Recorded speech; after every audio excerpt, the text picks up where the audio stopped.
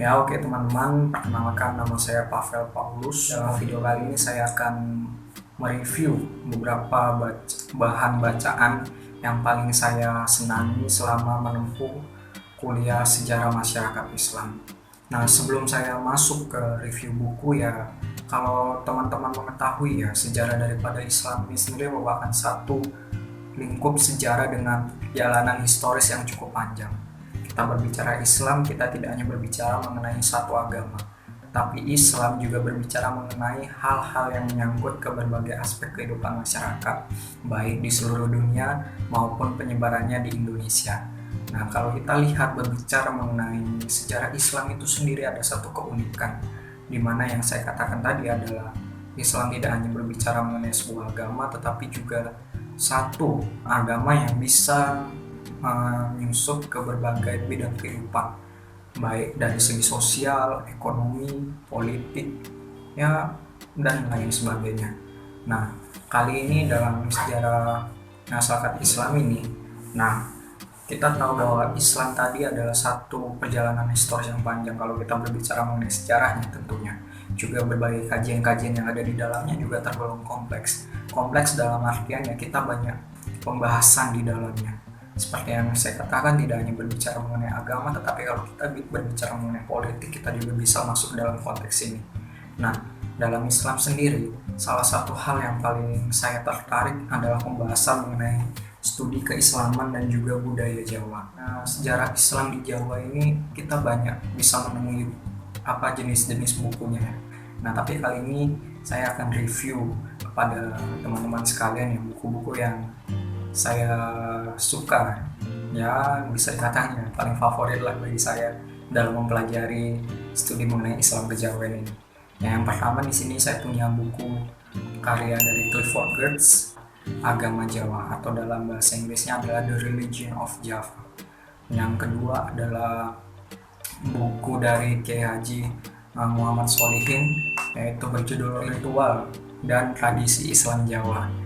Lalu yang ketiga ada buku dari editor Daruri Amin yang berjudul Islam dan Kebudayaan Jawa. Nah, membahas apa saja buku ini ya, mari kita lihat.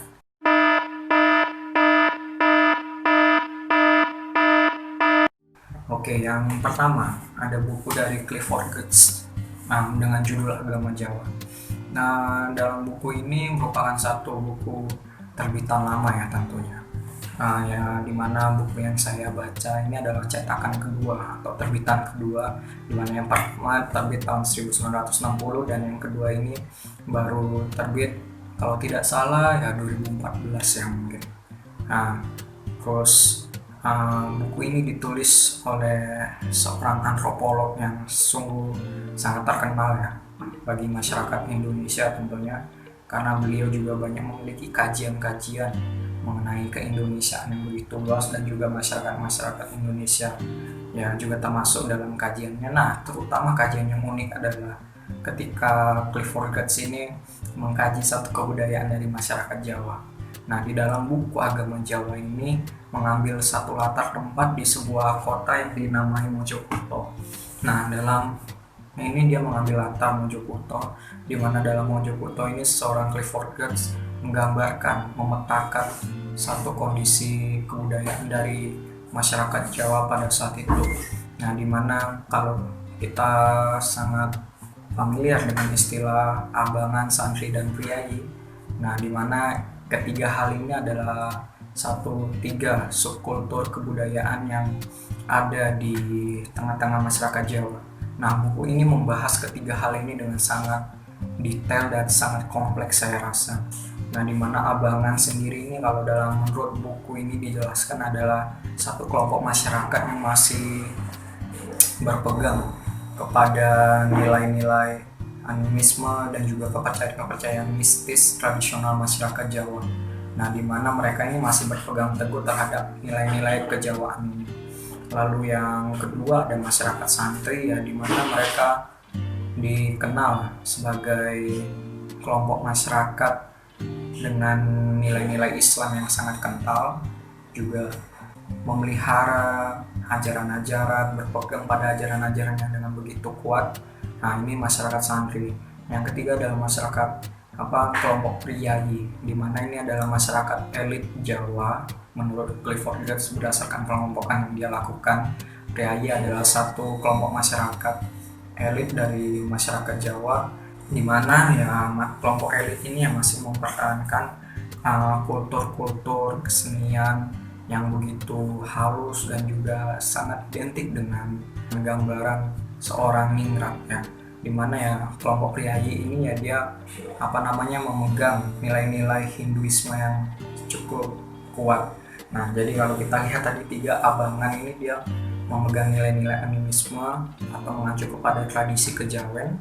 Yang kedua santri memegang nilai-nilai keislaman, lalu yang ketiga ada priayi dengan nilai-nilai Hinduismenya yang begitu kental. Dan juga dalam akhir buku ya saya rasa juga cukup bagus ya, dalam bab terakhirnya disimpulkan di mana ya tesis yang dikeluarkan dari Clifford Geertz sendiri ya tidak hanya memetakan bahwa ketiga kelompok ini ya juga bisa memicu adanya perpecahan atau konflik di dalamnya, tetapi terhadap ketiga kelompok masyarakat yaitu abangan, santri, priayi sekalipun memiliki nilai-nilai yang berbeda, memiliki satu pandangan atau ajaran yang mereka anut secara berbeda, tetapi sebagai masyarakat Jawa ya tetap mereka dikatakan dalam buku ini bisa disatukan menjadi satu kesatuan yang utuh berdasarkan nilai-nilai atau asal usul mereka sebagai seorang masyarakat Jawa.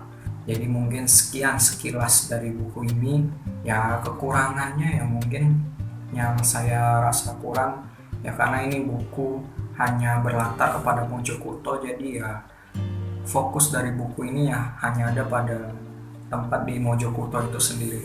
Jadi kalau kita mau mencari atau mau melihat secara keseluruhan penyebaran Islam di Nusantara, di Indonesia, saya rasa masih kurang bisa memakai buku ini karena buku ini hanya memuat satu latar saja. Nah, tetapi secara keseluruhan kelebihannya ya buku ini cukup merepresentasikan kondisi kebudayaan dari orang-orang Jawa saat itu yang memang tergambarkan atau terwakilkan dalam 3 subkultur yang tadi saya sebutkan itu. Oke, berbeda dengan buku pertama tadi, dalam buku kedua dengan judul Ritual dan Tradisi Islam di Jawa karya Kiai Haji Muhammad Sholihin ini ya kita akan melihat dengan jelas dan detail mengenai ritual-ritual apa saja yang terdapat di dalam tradisi Islam kejawen. Nah, berbeda dengan buku sebelumnya yang pertama kita melihat pembagian masyarakat Jawa berdasarkan kelompok kebudayaan mereka. Dalam buku ini kita lebih melihat secara detail mengenai ritual-ritual apa saja yang ada di dalam ajaran Islam kejawen.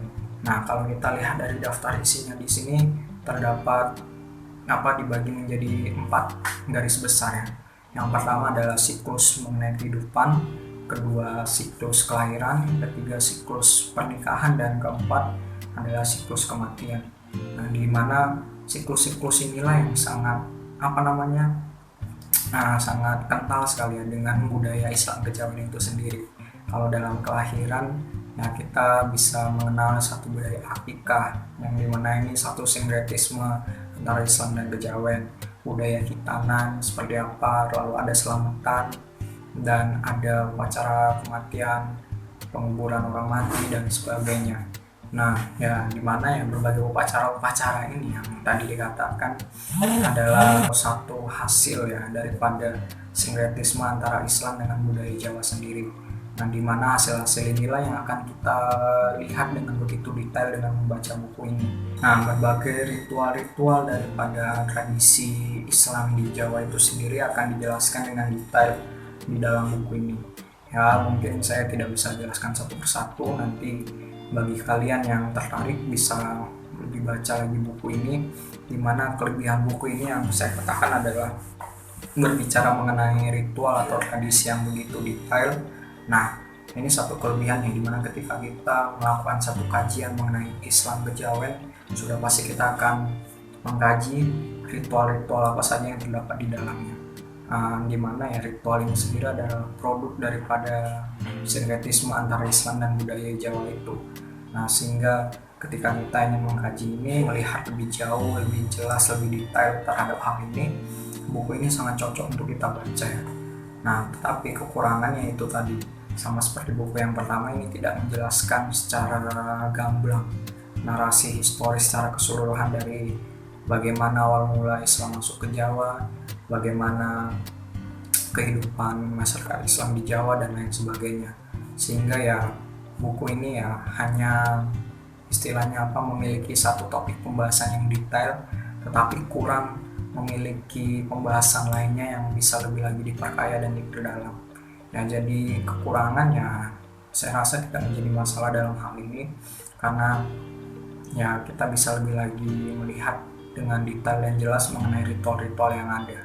Karena sepanjang yang saya tahu pun ya baru buku ini pertama kali yang saya temui yang membahas tentang ritual daripada tradisi Islam di Jawa itu sendiri. Setelah itu ya kita lanjut di buku ketiga, ya ini ada buku dari, ini sebenarnya buku hasil editor yang terkumpul dari beberapa orang penulis di dalamnya. Nah, editor dari buku ini adalah Daruri Amin. Judul bukunya adalah Islam dan Kebudayaan Jawa. Nah, di mana buku ini ya saya rasa sungguh baik dalam menerangkan, menjabarkan mengenai sejarah Islam di Jawa. Dan di sini kita bisa melihat ada 6 bab dalam daftar isinya. Nah, dimana ya dari sini kita bisa melihat ada banyak penulis di dalamnya di situ. Nah, terus buku ini membahas tentang apa? Nah, tidak seperti buku yang pertama karya Clifford Geertz membahas mengenai kebudayaan, kelompok kebudayaan dari masyarakat Jawa. Terus juga buku kedua dari Kiai Haji Muhammad Solihin yang membahas ritual Islam kejawen yang begitu detail. Nah, dalam buku ini saya rasa yang memiliki satu pembahasan yang kompleks. Ya, mungkin karena buku ini adalah buku hasil dari editor dan terdiri dari beberapa penulis di dalamnya. Nah, saya rasa makanya pembahasan ini ya cukup dalam dan kompleks. Nah, di mana kita di sini bisa melihat bagaimana sejarah Islam, masuknya Islam di Jawa itu seperti apa. Nah, di bagian kedua kita bisa melihat ini. Nah, di bagian pertama kita bahkan dibawa lebih jauh lagi bagaimana pandangan orang-orang Jawa pada saat itu terhadap budaya dan kepercayaan mereka sebelum masuknya Islam di Jawa. Nah, sedikit yang saya singgung mungkin ya, ketika Islam masih belum masuk ya orang-orang Jawa ini ya seperti orang Abangan itu tadi, masih percaya dengan makhluk-makhluk halus, animismenya yang kental, dan juga ya tradisi kejawennya yang dipegang begitu kuat. Tetapi ketika Islam masuk, nah terjadi satu perubahan di sini. Nah, perubahan apa yang terjadi, di mana ya sebagian ada yang seperti kaum santri itu yang memegang erat nilai-nilai keislamannya, tetapi terdapat juga kita melihat golongan masyarakat Jawa yang menerima Islam tetapi tidak melepas kebudayaan Jawa mereka.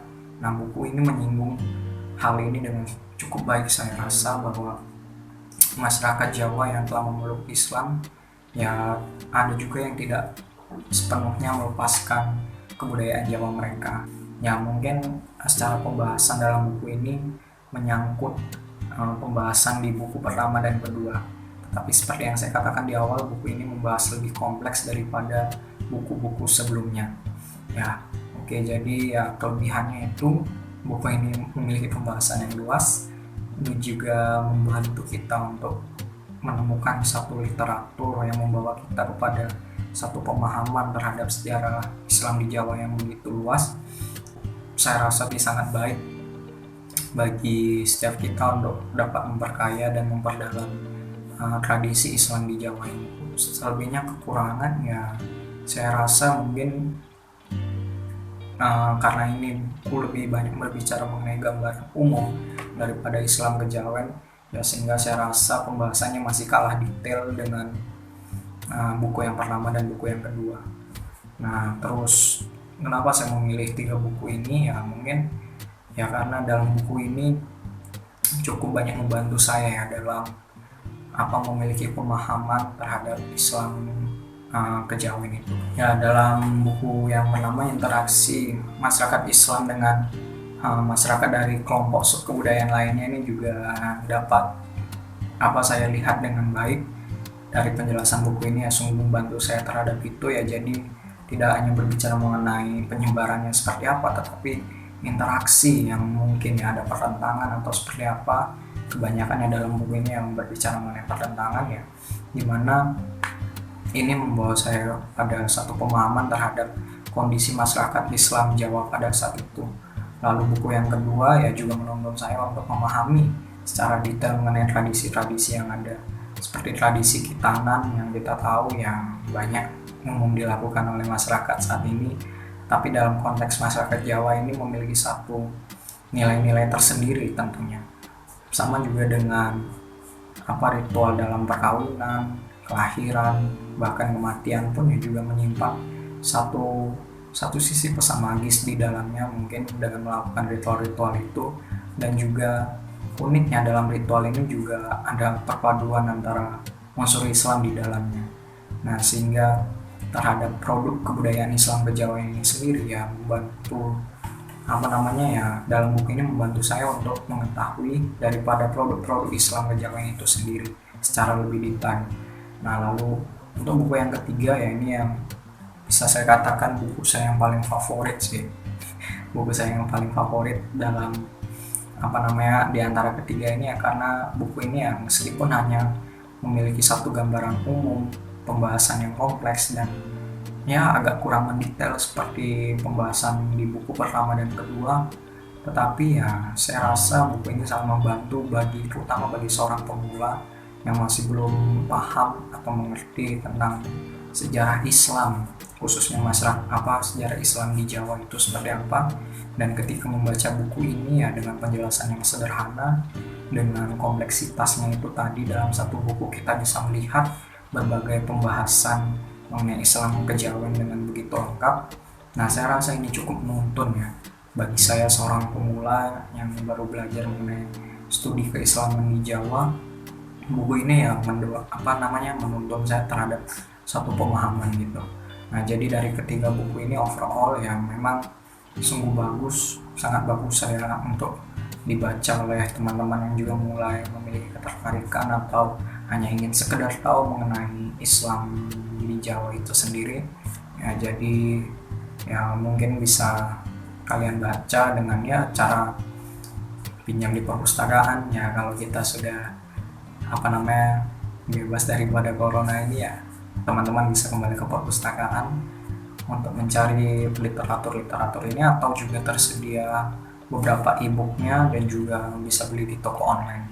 Nah, jadi oke, mungkin sekian saja review singkat dari saya mengenai ketiga buku ini ya.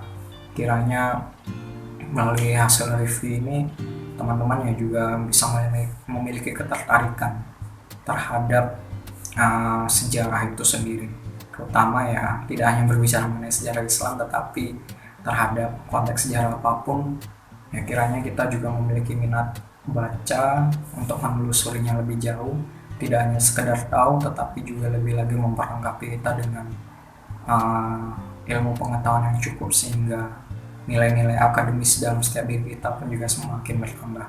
Oke, sekian dari saya. Terima kasih atas perhatian kalian.